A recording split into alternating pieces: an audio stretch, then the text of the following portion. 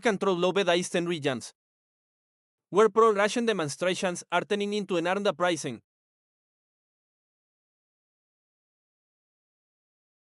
On April 7, 2014, pro-Russian separatists in Donetsk proclaimed the Donetsk People's Republic and announced an upcoming referendum.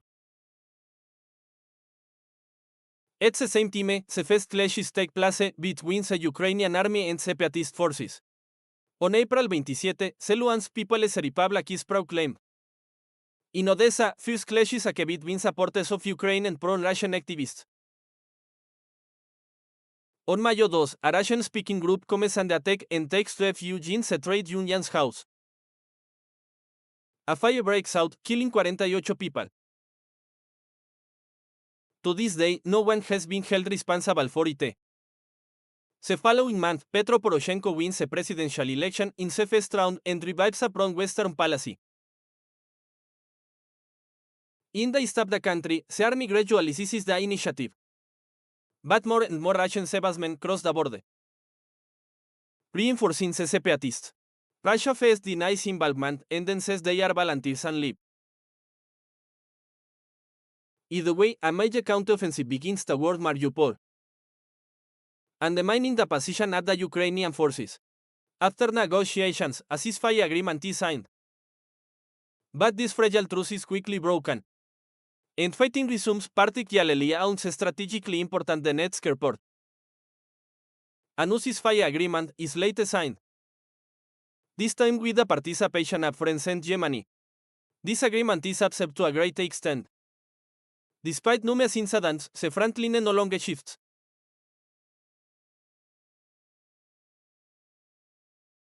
Although the front line remains frozen, tensions between Ukraine and Russia continue to rise. The association agreement between Ukraine and the European Union comes into force, and Russia begins building two new gas pipelines.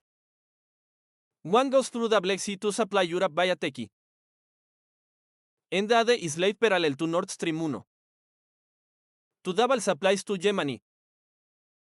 The Kerch Bridge linking Russia to the Crimean Peninsula is also completed. This area is strategically important for both Russia and Ukraine because in order to export goods from the port of Mariupol, Ukraine must cross the Kerch Strait. Since 2003, an agreement on free navigation in the Sea of Azov has existed between the two countries. However, Russia now seeks to control maritime traffic. In November 2018, when 3 Ukrainian warships approached the strait, Russia blocks the passage under the Crimean Bridge with a cargo ship, and then detains the vessels under pretext that they illegally entered its territorial waters. In 2019, Volodymyr Zelensky wins a presidential election, promising to end the conflict, and moves closer to Putin and secures the return of the 3 warships. At the same time, he maintains a pro-Western policy and seeks to bring Ukraine into NATO. For Putin, this is a red line. He deploys troops along Ukraine's entire border and demands that NATO deny Ukraine membership and stop expanding eastward.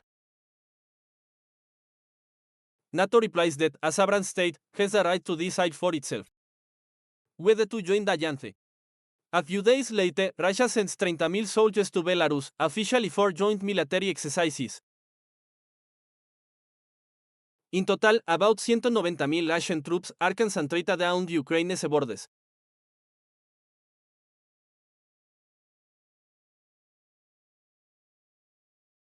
On February 21, 2022, Putin delivers a long speech, setting out his view of history. He claims that Ukraine historically forms part of Russian lands. He reproaches Lenin for recognizing the Ukrainian Socialist Republic in 1922 and giving it too much autonomy, thus decentralizing power. Putin also criticizes the fact that during World War II, the USSR transferred Polish, Hungarian, and Romanian territories to Ukraine and Crimea in 1954. Putin calls the collapse of the USSR a catastrophe and accuses Ukraine of turning away from its common past with Russia afterward and beginning to move closer to the West, above all to NATO, which threatens Russia's security. be moving closer to its borders. In addition, it accuses the Ukrainian authorities of inefficiency, corruption, and being influenced by radical nationalists, as well as organizing a genocide of Russian-speaking population. At the end of this speech, it officially recognizes the two separatist republics and signs treaties of friendship and mutual assistance with them, which allows him to send troops into their territories. 3 days later, on the morning of February 24, 2022, Putin makes another address, in which he officially announces the start of a special military operation for the purpose of the militarizing and denazifying in Ukraine. He calls on the Ukrainian army not to resist and threatens any foreign states that try to intervene.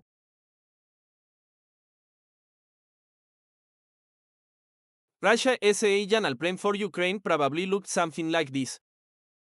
The offensive was to begin simultaneously on four fronts, from the south, from Crimea toward Kherson, Mykolaiv, and then Odessa, from the territory of the separatist republics, from Belgorod toward Kharkiv, Ukraine's second largest city, and finally from Belarus toward Kyiv.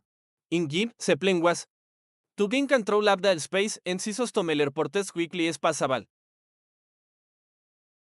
In order to create a breach, Russian troops would then begin the siege of Kyiv, while dozens of Russian operatives would infiltrate the capital to store and eliminate Zelensky. After that, a pro-Russian government would be installed in the country.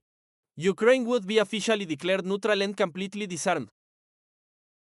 Russia would secure recognition of the annexation of Crimea, and possibly also of Luhansk and Donetsk republics. In the most favorable scenario for Russia, it would establish control over the entire territory, called Novorossiya, also with Transnistria, a pro-Russian separatist region in Moldova. It was assumed that this plan would take only a few days to carry out.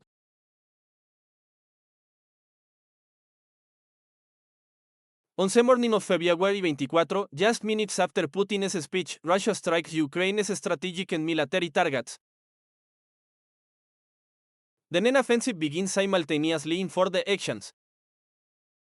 In the north, about 30 Russian helicopters cross the border over the Dnipro and head toward Hostomel Airport.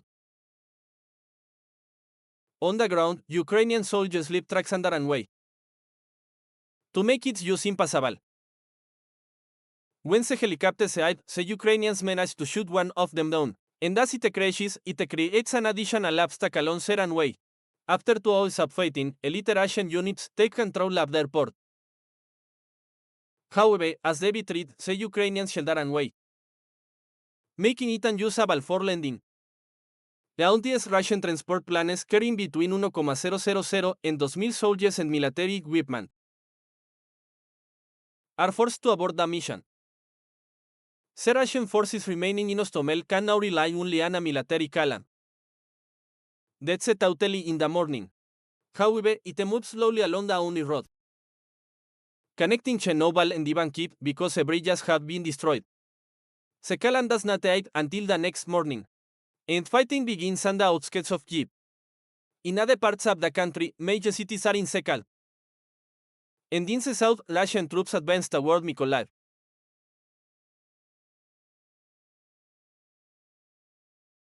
On the international stage, the attack provokes widespread condemnation.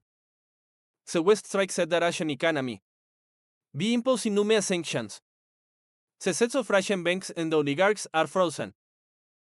The just completed Nord Stream 2 project is cancelled. Most European countries, as well as the United States and Canada, closed their airspace to Russian airlines. Meanwhile, Japan and South Korea suspend exports to Russia of strategically important materials, particularly semiconductors.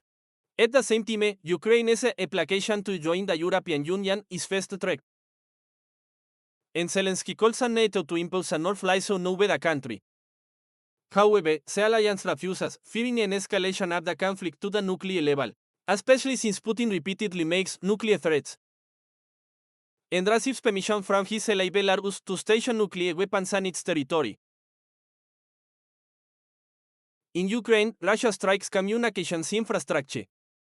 Elon Musk then gives Ukraine access to his Starlink satellite network, providing reliable communications. In Russia, anti-war protests are crushed and a nulo is adopted. providing for up to 1 years in prison for publishing information deemed false. Many Western media outlets closed their bureaus, while major Asian media are banned in Europe.